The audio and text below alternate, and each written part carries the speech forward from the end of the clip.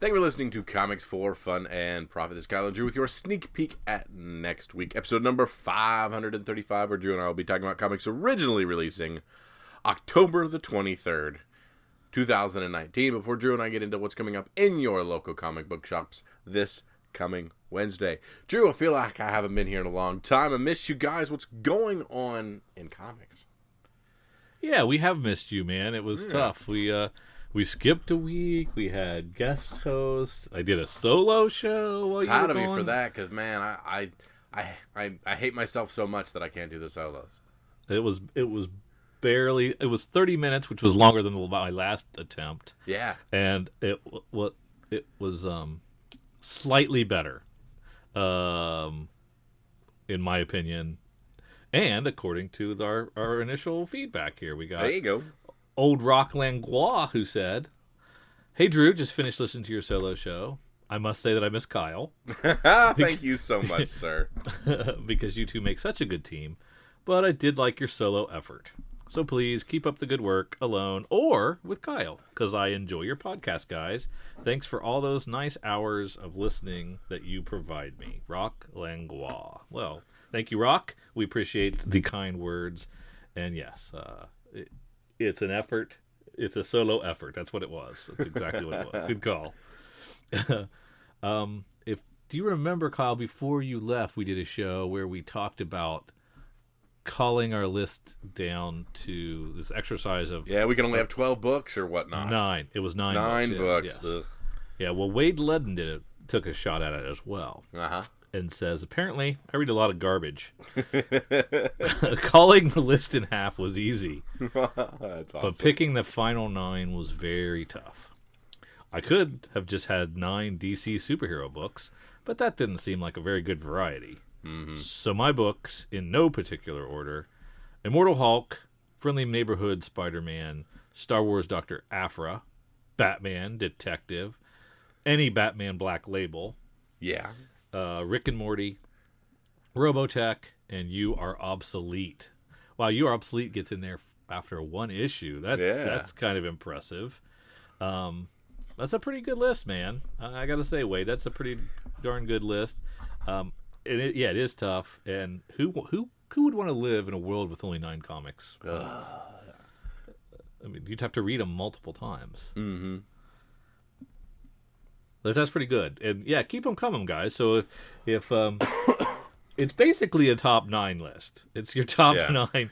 Basically what it is, it's just your top 9 comics that you're reading. But just know that whatever makes your top 9, you don't get to read nothing else. Yeah, you're not only just giving us your top 9, everything else is dead. Everything else has been destroyed and wiped from the face of the earth. So, good luck. Good luck with that. It's very difficult. The Butcher Queen comic sent us a tweet. Big thanks to the Comics for Fun and Profit podcast for making Red 5 Comics Butcher Queen comic one of their picks of the week. #MakeComics. That was nice. Very nice. Colin wants to know, does Moon Knight even have any powers? Oh, man. What is this? It's constant. Okay. Moon Knight is like Batman. So he's a billionaire. He has martial arts skills. So like a meme I saw the other day, Moon Knight's secret power is white privilege. Could be. And occasionally when the moon is right, he might have a little supernatural edge. He might have a little something special from Khonshu. But basically he's Batman. Yeah, so, even instead of throwing batarangs, we throw crescents. Instead of dressing in all black, we're in white. Yeah, it's not super original, but I think that's enough Moon Knight bashing. I think you guys gotta stop. It's starting to hurt. You didn't like that comic I sent you the other day where he's arguing with Punisher? Yeah, exactly. John says, Hal Jordan's one of my favorite characters, but only 10 issues in, and Green Lantern is now almost under 30,000 copies sold. Has Grant Morrison lost his mojo? He's killing my Green Lantern comic. Ugh, that sucks. Yeah, dude. I stopped reading it after 1 because I couldn't get into it. I could get into that first one.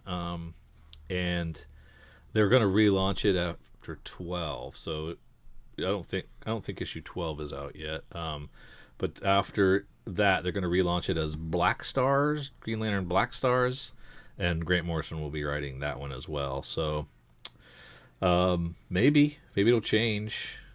Some people like it. Not a lot of people sales-wise, obviously. Green Lantern to me is one of those comics that should probably be selling better than that. Mm-hmm. You know, he should be selling a lot higher than that, but maybe not. You know, is he like an Iron Man on Marvel side? It just, I mean, he has no presence in either television or movie, unfortunately. So I mean, yeah, that's true. Nothing really holding him up. Nothing but that great Ryan Reynolds movie. Yes, there is that, of course. Yes, and like we've said for a while now that when you see Grant Morrison's writing a book, you flip a coin. You'll get good Grant Morrison, great Grant Morrison, or you'll get what? What do you wait? What? Grant Morrison. It's exactly right. That is exactly right. But yeah, a Green Lantern title should not be under 30,000. I think Aquaman's heading that way too, though. So, you know, these mainline superheroes. My beloved Nightwing. Yeah, he's way below, right? Mm-hmm. Yeah, it's. We'll see what happens. We'll see what happens if they can invigorate some juice into it. You know, the Justice League sells pretty well. I think it's like in the 50s, isn't it? I believe so. So he's they're members of that team, so you'd think they'd do a little better, but is it Hal in the Justice League still? I think so, yeah. Yeah, I wasn't sure. But yeah, so we'll keep an eye on Black Star to see if that reinvigorates anything. It's a number 1, so it might have a little bit of a initial sales juice, but if this one's under 30K, then that's probably where that thing's heading as well. And they're gonna give it to somebody else, and who's a bigger name than Grant Morrison? Yeah, no kidding. You know, somebody needs to take a shot at it though. Scott asks, with all the delays and the hiatuses, and now and now no more Walking Dead, and maybe no more Saga for a while. I'm worried about Image. Yeah. Are they going to rebound? What will fill the void? Or does a publisher like IDW or Boom take over third place? All right. I think they're fine. I don't. Okay. All right. I'm finding a lot of the things I looked for in Image and more things like Aftershock and such like this. Yeah, that's true. There's some great stuff there. But, you know, I think there's some quality books at Image that, you know, you got Analog. Mm-hmm. I think that's really a solid book. Birthright's nearing 40, issue 40. So is Manifest Destiny. Mm-hmm. You got your Deadly Class and Black Science. And what else is Rick Remender writing? You know, all the stuff that he writes, you know, is all, you know, been around for a while. So it's a solid, long-running title. You got Criminal back again. Criminal's a good one. I like that a lot. That Fair Lady comic I really liked. Of course, I think it was only 5 issues. Ice Cream Man could take over and become something that runs for a long time. I don't see any reason for it to. I mean, it's basically just an anthology horror series because it could run forever. It doesn't sell that great though. Yeah. It's like sitting around 10, isn't it? Yeah, or under. And then Kirkman has Outcast in the 40s and Oblivion Song almost to 20, and they're not selling great. They're selling good, but nothing like what Walking Dead was. Mm-hmm. But you do have some Kirkman there. Of course, I like stuff like Outpost Zero. Nobody else does. I like stuff like Postal. Nobody else does. You've got some of the long-running things from the original creators like Spawn and Savage Dragon still around. So Spawn's 300 plus now, and Savage Dragon's in the mid 200s. So they'll always be around. And then you've got all those. They won't always be around, but yeah. Yes. Well, yeah. We thought Walking Dead would always be around. You got the Mark Millar stuff. Sharky But that's Bounty never, Hunters. Mark Millar stuff is never going to be more than 4 to 12 issues. Yeah, that's true. He gets in, he gets out. But there's always something going on. He's always got some idea out there. So that kind of invigorates life into the publisher by always by having that name. So I would imagine there would have been a frickin' Brian K. Vaughan filler book by now. Yeah. I'm really surprised hasn't been one. Something like Snot Girl I really like, but it sells under 10. So there's, a couple dozen books, quality books, depending on your definition of, and then of sales. Some sell in the double digits and some sell in the single digits. So, they're not going to be Walking Dead, but I think there's enough quality stuff there. I mean, I basically read everything under the Skybound imprint. I basically read all that, and there's always going to be new stuff coming in. Hopefully, but I think you're right, Kyle. There's way more competition now. Yeah.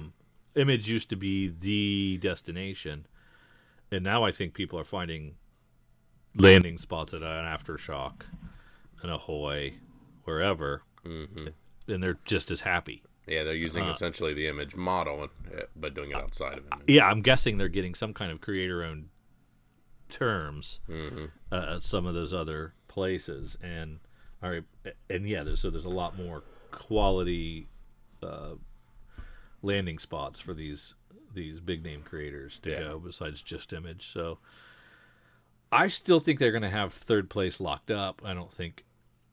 IDW, unless they have some kind of license in their back pocket, they're going to get, Boom and Dark Horse and IDW and Dynamite. They're all reliant on licensed properties, and no matter what, the quality of a licensed property, for the most part, is never that great.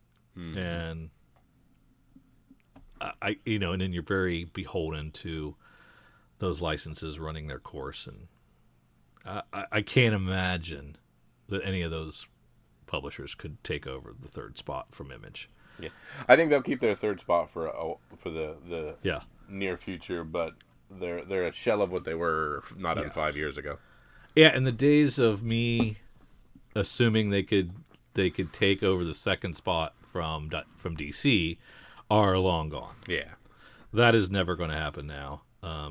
Maybe it never was, but as DC was dipping below 20 and Image was going into 15%, it was I could almost see it happening, but no, it's never going to happen now. They just don't have the big names. You're right about that. Those are some good questions, some great feedback. We appreciate that sort of thing. You can email us anytime you want, comicsforfunandprofit@gmail.com. With any questions you have. We love to hear what you have to say. You can reach us go to our website, comicsfunprofit.com, where you can find links to our Facebook, Twitter, and Instagram. And you can reach out to us that way as well if that's easier for you. We love to hear it. And if you want to drop us a little donation to keep our podcast going, there's a link in the show notes to do so. We haven't received anything for a little while, so if you want to test that, make sure it's still working. Send us a couple bucks to help pay the server costs and all that stuff. That is greatly appreciated. Before we move on, let's take a look at Comicron, who's a little late this month. Feels like it's at least a week, maybe 2 weeks late than where they're supposed to be. It's the 18th of October, and it's usually what's that, first or second Friday that we get this top 10 information? Yeah, usually by the second. Yeah, so this is September numbers coming in. Just the top 10 for right now. Next week we'll have the full numbers after the embargo's lifted. Comics were up versus August, so September was a better month than August, 10% higher in comic sales, which is great. September of this year is better than September of last year. 5% more comics sold this year than last year's September. Year to date, still down 3% year to date, up to 2019 versus 2018. This quarter versus last quarter is up 8%, so that's good. And our quarter comparisons are about the same. So third quarter versus third quarter of last year is about the same. Mm-hmm. Of course, once again, Marvel crushes 45.5% of comics sold. DC sells almost 30%, 29.15%. Image in third place, 8.32%. Then we have Dark Horse, and IDW, and Dynamite, and Boom, all in the 2 to 3% range. None of them cresting 3. IDW was the closest at 2.92. And then Viz, Oni, Archie, under 1, and everybody else adds up to that final 5% of all the other publishers. So just Marvel and DC together, what is that? 75% of the industry is just superhero big 2 books. Yep. And 25% for everybody else. Pretty sad. We have our top 10, and at the top spot we have Spawn 300. Congratulations. Good old Spawn. Yeah. And then when Spawn 301 made Todd McFarlane a record holder for the most creator-owned comics, longest-running creator-owned comic ever, 301 issues. So congratulations to him on that. But yeah, his Spawn 300 at $8 took the top spot. So good on you there. Yeah. Followed by Spider-Man #1. This is the J.J. Abrams and Henry Abrams written book. Sarah Bocelli, I think, did the art there. It came in at second place. And then we got a whole slew of House of X and Powers of X, #4 and #5 issues, all 4 of them in a row. Followed by Doomsday Clock at 7, Absolute Carnage at 3, Absolute Carnage #3 at 8, Deceased, A Good Day to Die, coming in at 9. That's the first issue of the next one, I guess. Yes, that's right. And then Harleen, #1, rounding out the top 10, which was kind of a surprise. That's an $8 book as well. So, yeah, the Black Label book. Yeah. So, what do we think of all that? What do we think Spawn did? $8 book, non-big 2. I don't think it hit $500,000. Oh no. I'm thinking closer to 300. You think it did 300? Yeah, 280. Okay, I was gonna think it might. There's be like around 56 covers. That's true.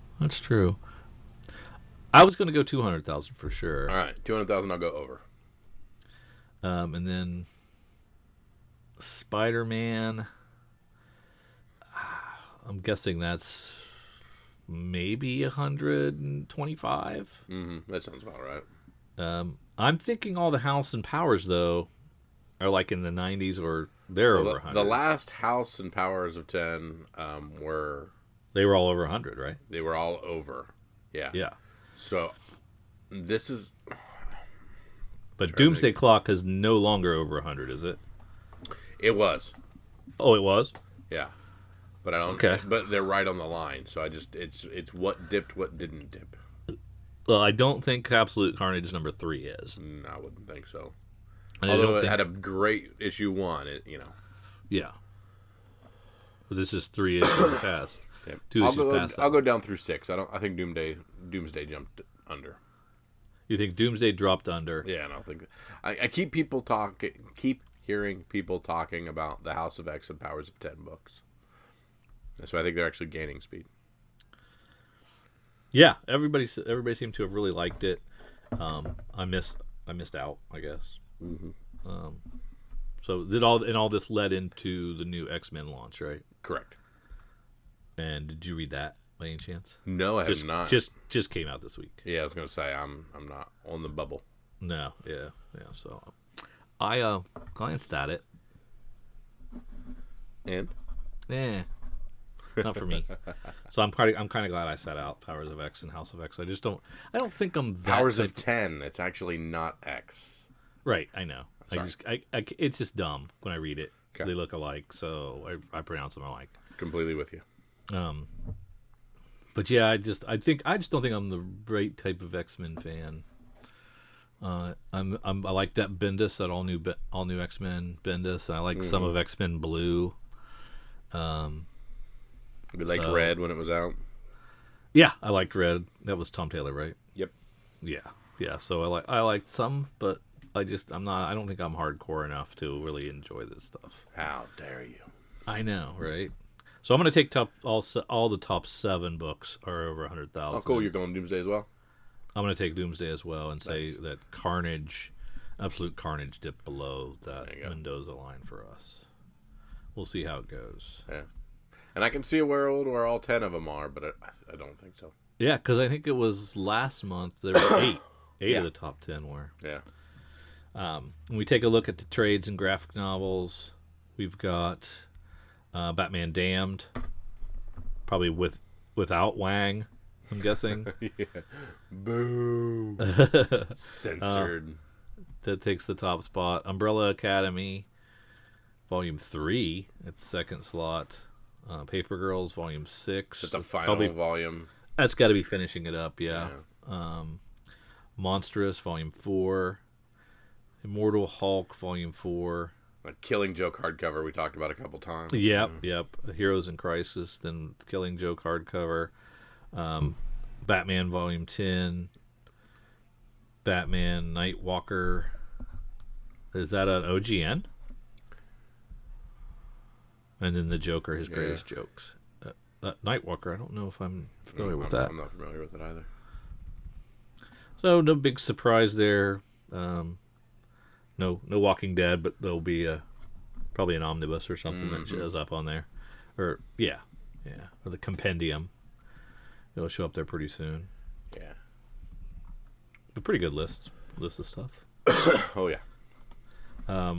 For Marvel to grab that monstrous lead, that it had to ship 142 items. Almost 100 of them were comics.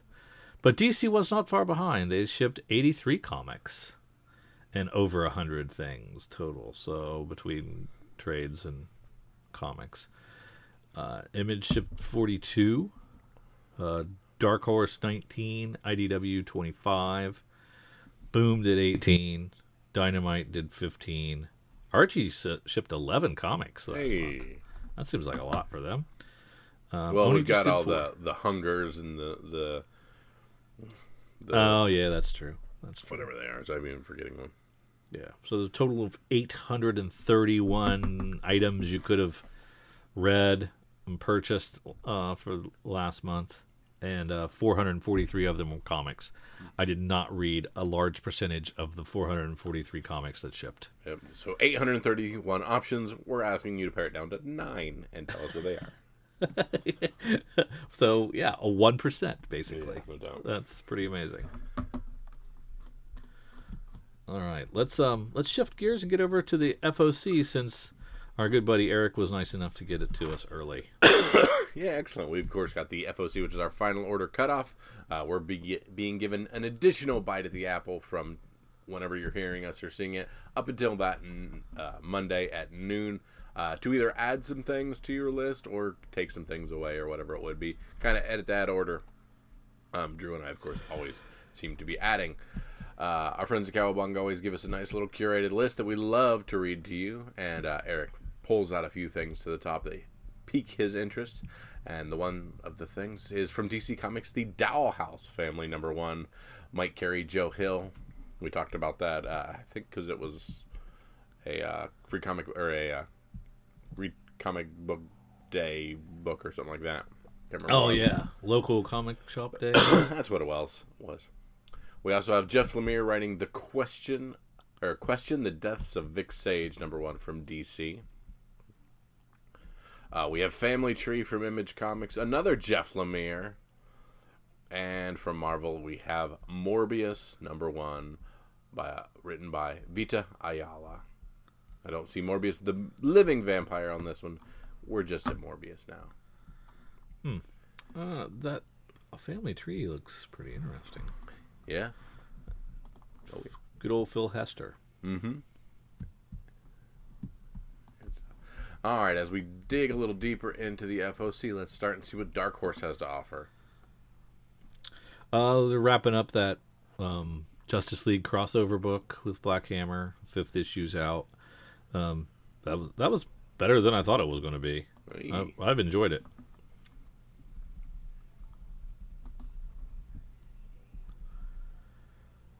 That's it, really. Yeah, nothing else. Don't care about the Umbrella Academy Christmas book. Mm-mm. All right, let's see about DC. We got Batman's Grave #2. Warren Ellis book.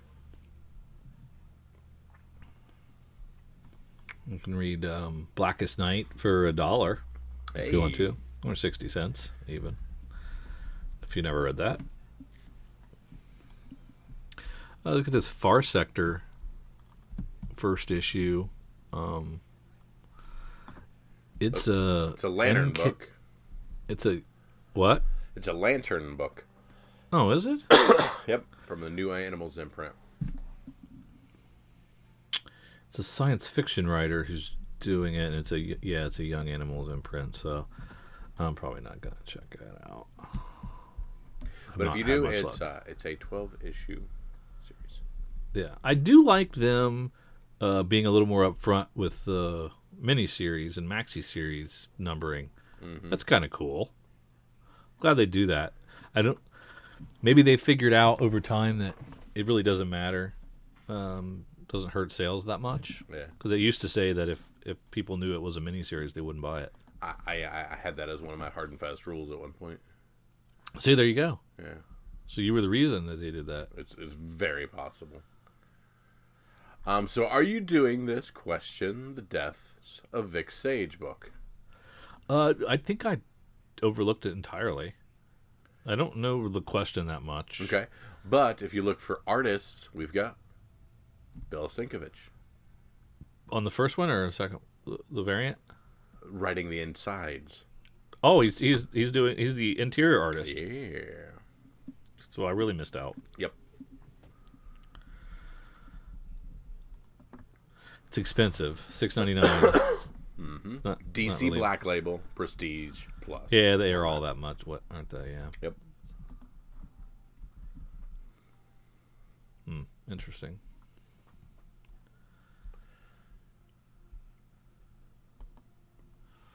Nothing else in DC for me. Got a nice Adam Hughes variant on Superman 17. Always nice. Yeah, something to look out for. All right, let's head on down to IDW.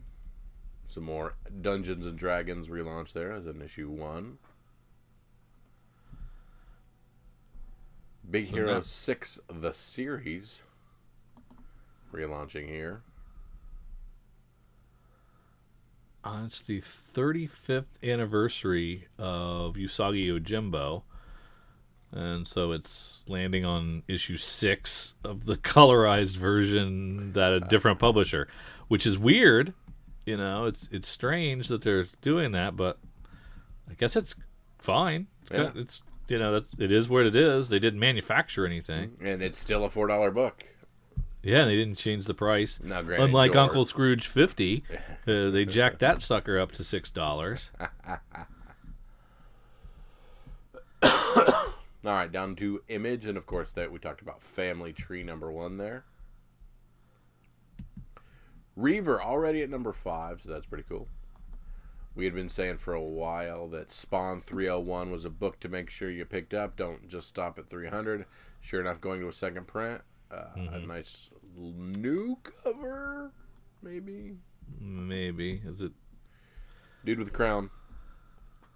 Her picture of her.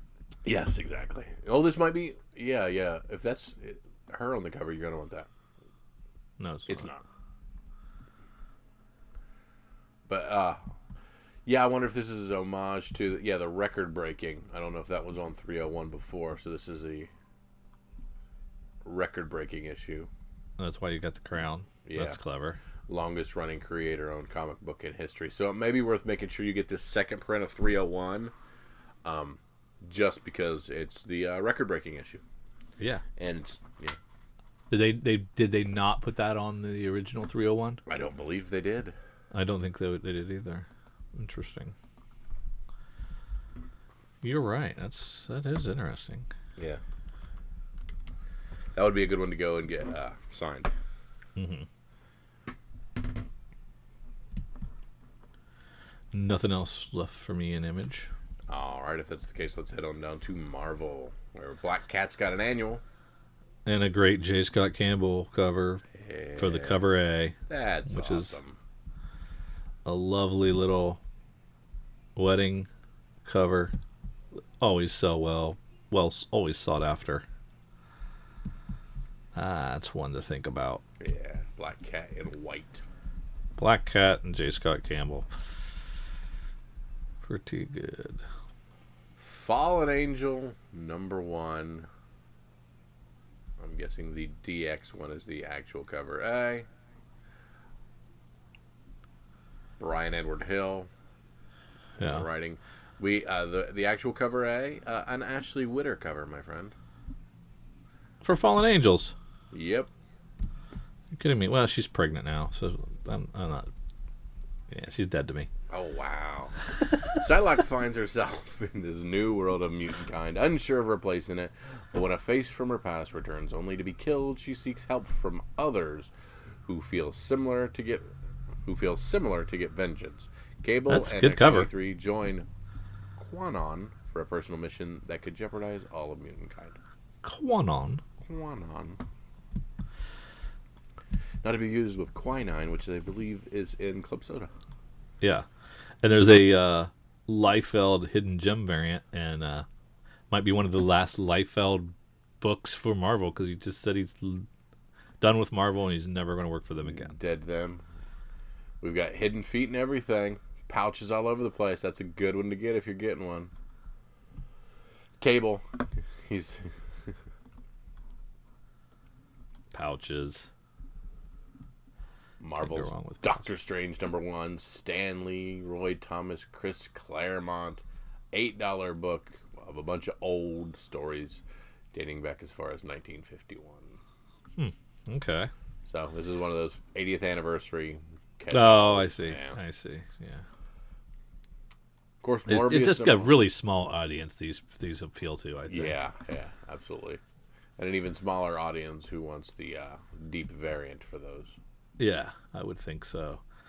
Punisher Soviet #1 is Garth Ennis written Punisher. So with Jason Burrows doing the art, and if you remember, I love Jason Burrows. Mm-hmm. So I am all in on this one and super excited about it, and I hope it's good. Well, if that's the case, then you're going to do cover B because Jason's doing the cover on that one. Oh my goodness, no wonder you love Jason Burrows, both Moon Knight and Crossed in his background. I know, right? Oh my goodness, how can you not? That's a good cover, right? That's true. It's a very nice. Yeah. That's a beauty. Yeah. That is a beauty. We talked Too earlier. bad it's a $40 cover. I'm just saying, it's pretty.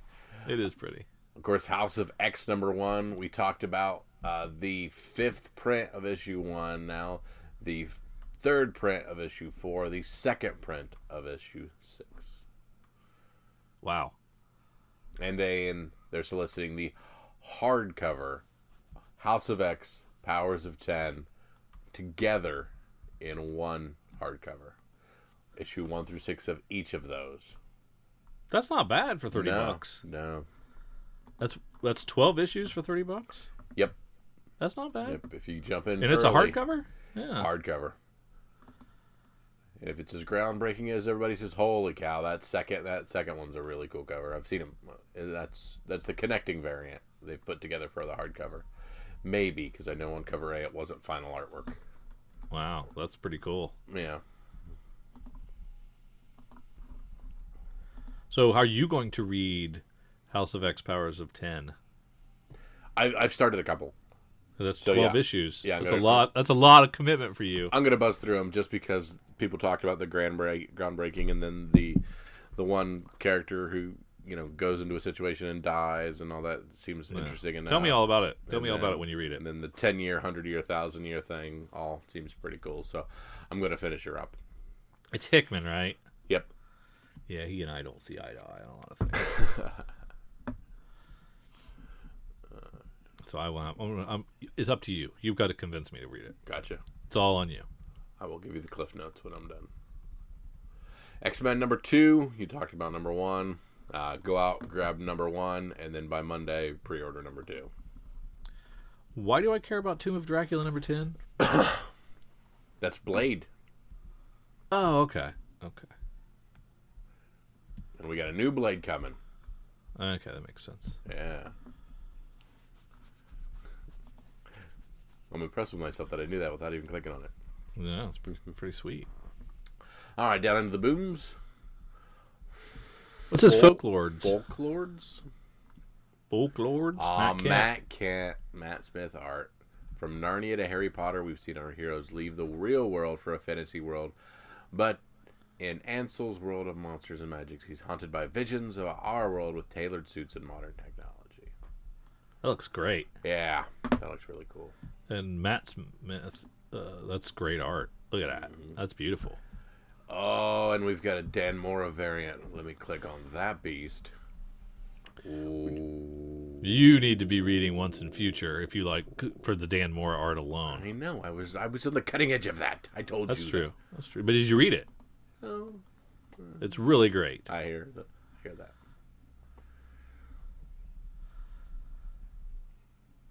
All right, done with Boom. Off to Vault. We've got Black Stars Above, number 1. Lonnie Nadler, Jenna Cha. Lonnie Nadler sounds familiar. Marvelous X-Men and the Dregs. The Dregs, okay. And this is the debut art from Jenna Cha. Jenna Cha. It's from 1887. It's an old tale. And that's about it, but there's some stuff there that I might be picking up. Oh, yeah. Everybody who's listening to me, get that second. Brand of Spawn 301. You're telling them to do it, but you are not going to do it? Or you are going to? Yeah, get one. You really want one? Yeah. 100%? Yeah. So when it comes, you're not going to pretend like you forgot, and I'm going to be on the hook for a $3.50 book. Correct. All right. Ordered. That's it, man. Let's move on to... So, wait, are you jumping on this Sinkovich thing with the question, or are you just saying, I missed it? I said I missed it. I'm thinking about Black Cat's annual. I'm kicking that around because I think I may have missed that during the cycle. I'm going to get a Folklords because I think I missed that during pre-order cycle. I'm going to get a Punisher Soviet because I don't know if I knew that was Jason Burrows and Garth Ennis or not. I must have missed that. There you go. So I got a bunch that I'm thinking about. I'm not sure about Spawn 301, even though you're guaranteeing it's a Kyle guarantee. Yeah, it's the lead pipe lock, my brother. Yeah, that's tempting. I love how your voice is like. When was your last lead pipe lock? I'm trying to think. Once in Future. Once in Future was pretty good. Mm. That was a good call. So yeah, I'll have to think about that one. You do. That's enough FOC. Let's head over and see what eBay's got going on. The good folks at Cover Price have collected a top 10 of the hottest eBay comic selling books. Number 1 is Ghost Rider number 28. This book is the first appearance of Lilith and the Midnight Suns. It's selling raw only for about double cover for $7. But 28 of them have moved. So there you go. Number 2 is Wolverine number 1 from 1982, selling for $40. It's a classic Wolverine solo series, and the graded 9.98s are selling for $2.25. and 26 of them have moved this month or this week. The 1988 Wolverine is the first Wolverine ongoing series and is considered a key issue. Its average is selling at $27 with a graded 9/8 going for $150. This is the first appearance of Patch as well. And they're attributing a lot of this stuff to the House of X, Powers of 10, resurgence in interest in Wolverine, X-Men. The Joker Year of the Villain #1, the Bolin variant, is number 4. 44 of those were sold this week, around $50 a pop. It's hard to find, and Diamond and DC did not ship all of them out for some reason. Powers of 10 #6, the Decades variant. It's a variant for this popular issue. It's only selling for $11 on average, but 21 of them moved. The Absolute Carnage Immortal Hulk is a holdover from last week. Was also hot last week. It's still hot. 25 of them moved, averaging $55 a piece. And the 9/8s are coming in, and they're going for $150. 9/8s already? Yeah, there's already 9/8s on that. There's the Spawn 301 Virgin McFarlane variant. Yeah, so it's so it was one of the deep ratios for 301. Gotcha. Yeah. So it's got the crown. Not necessarily new art. Not necessarily new art, but it's a landmark Spawn issue. This is the variant for it. It's going for $16. And you can get that as a second print for $3. There you go. Powers of 10 #2 is the reveal of Moira's Many Lives, and that's selling for $11. 24 of them sold this week. The Scott Snyder Charles Soule Undiscovered Country, which I really enjoyed that first issue, has a New York Comic Con black and white variant, selling for $50. 15 of them sold this week. And, of course, that thing has already been optioned. And there's a New York Comic Con version of Ghost Riders #1 that people are clamoring for. 22 of them sold for an average of $28. But this is a Comic Con variant. Yeah, only limited to 1,500 or something like that. Yeah. So some good stuff. I love how this list kind of moves around and shakes up every week. It's not always the same stuff, which is cool. I think they do a good job of kind of shaking things up and not just showing the same things every week. I appreciate the work that they put in. And that Ghost Rider #1, that New York Comic Con version, I believe, glows in the dark. That's cool. But it's time for a sneak peek. All right, let's head over to previewsworld.com. Find October 23rd, 2019. I'm going to click down and make it a table view, and let's start where we'd love to start. Let's start in Image. You're not rusty at all, Kyle. It's just like you've never left. Like I've done this. We talked a lot about Safe Sex #1. #1 going to a second print. Very cool. New cover. Yep, new cover. Or Very was nice. that the B cover? Oh, that I don't know. Not the cover I ordered. Correct.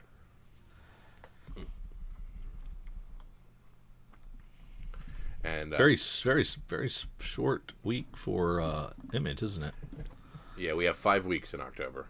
So this could be the dropper. And of course, Sharky Bounty Hunter #6 of 6. This is the last issue of that. If you've been reading it, finish her up. Count Crowley Reluctant Monster Hunter here in Dark Horse now. Actually, I didn't like that when I read the solicit, if I remember correctly. Yeah, I don't think so either. Yeah, not much in Dark Horse. Done to IDW. Yeah. Let's take a look at DC. Yep. Dollar Comics Swamp Thing #1. The old Len Wein. Oh, yeah, great. Yeah. The old Sean Murphy, Batman, Curse of the White Knight, #4. I hope he does these for Infinity. I hope he has lots of ideas. His art style meshes really well with this futuristic alt Batman. I love it. Keep doing this.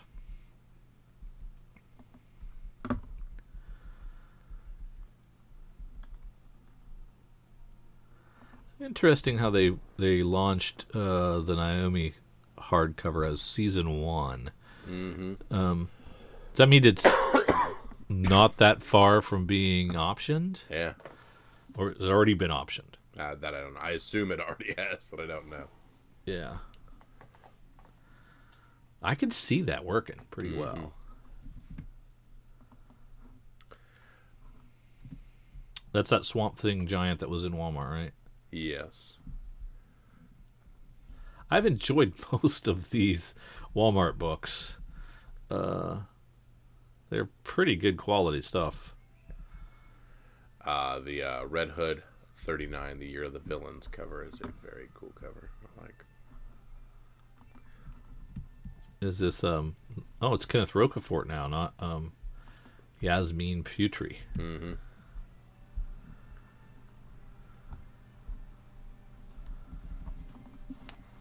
Down to Marvel.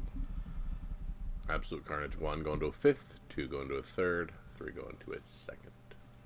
Jesus. We're launching Amazing Mary Jane. Leia Williams doing the writing.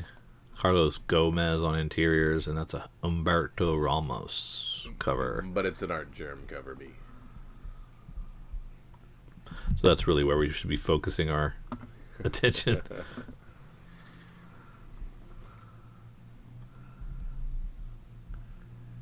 Spider-Man Full Circle. Which one's that one? Nick Spencer, Jonathan Hickman, and more. A $10.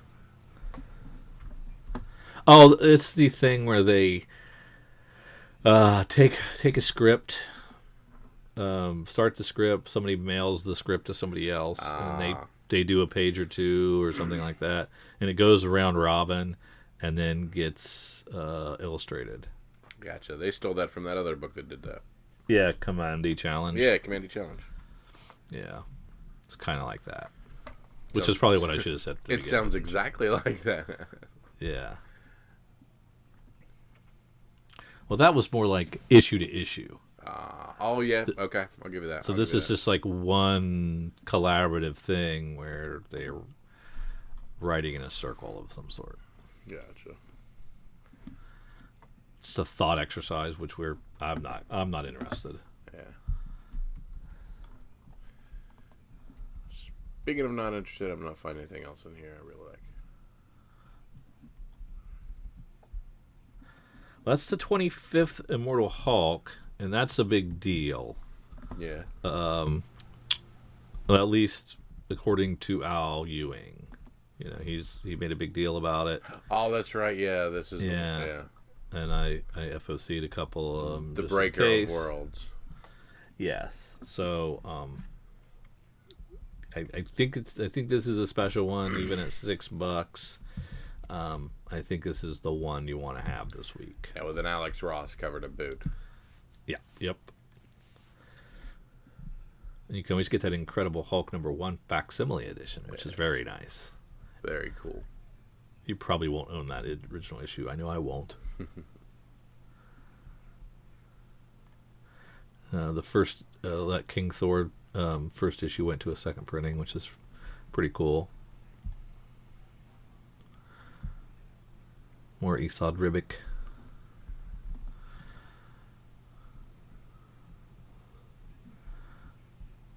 Marauders, that's more X-Men stuff, right? Mm-hmm. And the Spider-Man goes to a second printing. The J.J. Abrams. That was really fun. I really enjoyed the second issue just as much. You can get all the Chip Zdarsky Spider-Man life story in a trade paperback there for $25. Yeah, I'm toying with going back to that.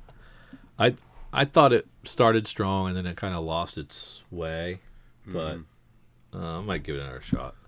That's enough for me in Marvel. All right, down to Dynamite, which looks like it has nothing, so down to Boom. which looks like it has nothing. So let's head on to our smaller publishers. Yeah. What is B&V Friends Forever Supernatural? Betty and Veronica. Oh, okay. Forget it. Third issue of Bad Reception. The first 2 issues have been great. It's the Wando Aftershock book. Yep. About nomophobia. The fear of not having your phone. Yep. Exactly.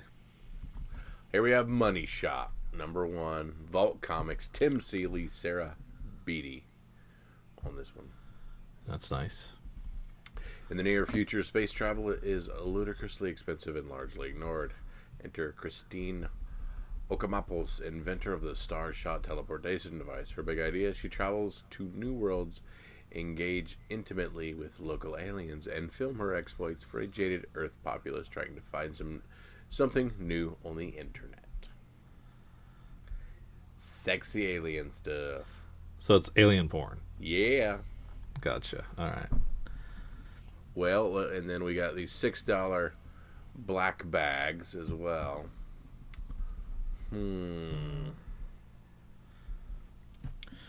Well, Uncivilized Comics launched something called My Dog Ivy by Gabrielle Bell, who did the writing and the art. And My Dog Ivy, asterisk, it's not my dog. is that what that says? Yeah. So it's not a $4.99 book. It's just a flat $5. They're not messing around. Yeah. But this looks like a slice of life book, and probably something that I would like more than you, probably, Kyle. Yeah. We have Unbound #1, of course, one of those Zenoscope books. 1 of 5. The 4th issue of Second Coming. I have not been paying attention I haven't either. Its secondary market, but I have been reading this, and my letter is in issue 3 in the back. And of course, from Aftershock, You Are Obsolete #2. Very cool. It's a good book. All right, Drew, this is the point of the podcast where I ask you for your pick of the week. What's the one thing to make sure you're going to your local comic book shops, even on this 5th Wednesday of the month, to get? Drew, what is your pick? I think you got to get that Immortal Hulk 25. There you go. I'm torn between a couple of them. It's tough, especially if this is the bad week. Yeah. Which I don't think it is. It's not too bad. We've heard good things about You Are Obsolete, so of course, we want to make sure get #2 there. That one's going to be tough. And I like the idea of Money Shots #1, so I'm going to say Money Shots #1. That's the Tim Seeley book? Yep. What's the publisher on that? Oh, I just clicked off of it, so give me Sorry. a second. Sorry.